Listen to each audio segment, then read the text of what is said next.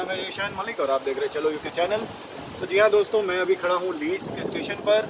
आज है संडे और संडे आपको पता ही है कि मैं थोड़ी मेडिटेशन करना या थोड़ा घूमना फिरना पसंद करता हूँ।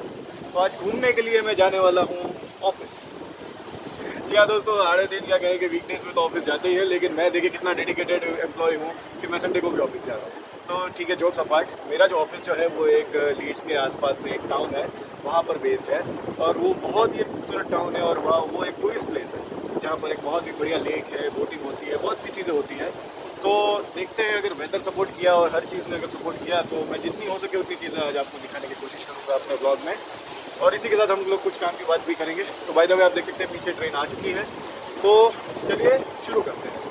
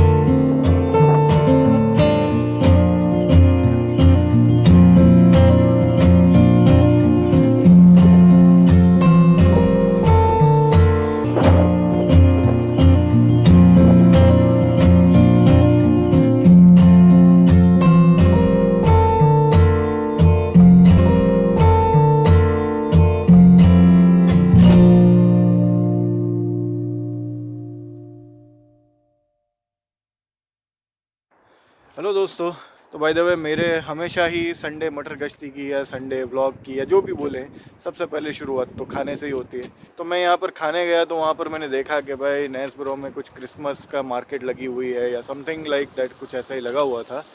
तो फिर खाने पीने का तो ज़्यादा हो नहीं पाया, लेकिन फिर भी जो मार्केट के नज़ारे हैं और उसके आगे जो भी मैं गया हूँ वो मैं आज आपको इस वीडियो में दिखाऊँगा।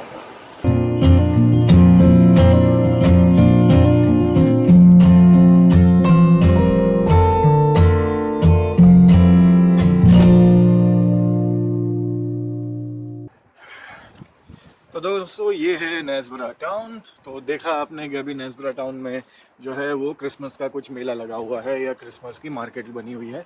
तो बाय द वे इस तरह की जो मार्केट जो है नेस्बरा में हर वेडनेसडे को लगती है और हर चौथे वेडनेसडे को यहाँ पर फार्मर्स मार्केट भी लगती है। तो अगर आप में से कोई भी वेडनेसडे को फ्री होता है तो इस सिटी में आके सस्ते में शॉपिंग, या कहें कि सस्ते में तो नहीं, लेकिन अगर मैं कहूँ कि फ्रेश अगर आपको शॉपिंग करनी है तो आप आ सकते हैं। और बाकी आप क्रिसमस के नज़ारे तो देख ही होंगे। अगर नेस्बरा की मोटी मोटी बातें अगर मैं करूं तो नेस्बरा जो है ये एक अमीरों का बसाया हुआ छोटा सा टाउन है। यहाँ पर आपको सिर्फ बंगले और बड़े बड़े घर ही देखने मिलेंगे, छोटी मोटी चीज़ें तो यहाँ पर बहुत कम है। एंड आबादी भी काफ़ी कम है क्योंकि ये एक टूरिस्ट स्पॉट है। तो यहाँ पर ज़्यादातर टूरिस्ट ही आते हैं। तो बिज़नेस के नाम पे तो लकीली चलो मेरी कंपनी इधर ही है और थोड़ा नज़दीक ही है यहाँ से, लेकिन खैर मैं उस तरफ तो जाने नहीं वाला हूँ, वरना मैं आज आपको दिखाता। पर अगर यहाँ पर अगर इंडस्ट्रीज़ की बात करूँ तो यहाँ पर ये पूरा इंडस्ट्रियल एरिया है। यहाँ पर कहें ना कि फैक्ट्रियाँ हैं एंड मैन्युफैक्चरिंग का जो भी काम है वो यहाँ से जाता है। और ये यहाँ से यॉर्क जो है बहुत ही नज़दीक है, आई थिंक 2 स्टेशन ही दूर है यहाँ से, 2 या 3 स्टेशन। तो अगर आप यॉर्क भी जाना चाह रहे हैं तो यहाँ से जा सकते हैं। बाकी अगर आज के वीडियो में अगर मुझे कुछ बात करनी है तो वो बात करनी है कि यूके महंगा कितना है। तो दोस्तों अब जब क्योंकि पढ़ाई ख़त्म हो गई और अब मैं स्टूडेंट नहीं रहा ना, तो अब मुझे असली महंगाई यहाँ की जो है वो पता चलना शुरू हुई है। तो बिलीव मी दोस्तों, जब तक आप स्टूडेंट होते हैं ना यूके में, यूके काफ़ी सस्ता है। अगर स्टूडेंट के हिसाब से अगर मैं यहाँ पर बात करूँ तो एज ए स्टूडेंट यहाँ पर आपको किसी भी तरह का टैक्स नहीं देना पड़ता। आपको बहुत जगहों पर डिस्काउंट्स भी मिल जाते हैं। कुछ नहीं तो मिनिमम 10% डिस्काउंट तो कहीं नहीं गया, इतना तो आपको मिल ही जाता है। लेकिन जैसे ही आपका स्टूडेंट स्टेटस खत्म होता है, आप PSW पे जाते हो या Tier 2 पे जाते हो, हर चीज़ों के टैक्स आपको लगना शुरू हो जाते हैं। एंड बिलीव मी, ये बहुत ही भारी टैक्सेस होते हैं। जैसे मैं अभी मकान ले रहा हूँ यहाँ पर, खैर इस टाउन में तो नहीं ले रहा हूँ, थोड़ा नज़दीकी है यहाँ से। तो अब जो है मुझे मकान का काउंसिल टैक्स भी देना है। अब यहाँ पे काउंसिल टैक्स के भी अलग अलग बैंड्स होते हैं, ए से लेके आई थिंक एफ तक होते हैं। तो ए यानी सबसे सस्ता और एफ यानी शायद सबसे महंगा। अब सबसे सस्ता भी जो है वो 1400 पाउंड पर ईयर का जो टैक्स होता है। अब काउंसिल टैक्स यानी ये है कि भाई जो भी ये लोग साफ़ सफाई रखते हैं, अपना कूड़ा कचरा उठाते हैं, रोड की साफ़ सफाई और जो भी इस तरह की जितनी भी मेंटेनेंस की चीज़ें हैं उसका टैक्स आपसे वसूल करते हैं। फिर बात करें दूसरे तरह के टैक्सेस की तो इनकम टैक्स लगता है। अगर आपकी सैलरी 50,000 पाउंड पर ईयर है या 50,000 पाउंड तक आपकी अगर सैलरी है तो यहाँ पर आपका 20% फ्लैट इनकम टैक्स लगता है। इसके अलावा नेशनल इंश्योरेंस का भी जो है वो कटता है आपके इसमें से। और अगर पेंशन वेंशन अगर आपकी कंपनी में रहता है तो वो आपका कटेगा 3 से 5%। तो अगर 50,000 की भी अगर आपकी सैलरी है तो हाथ में आपके 35 ही आते हैं सब मिलाकर।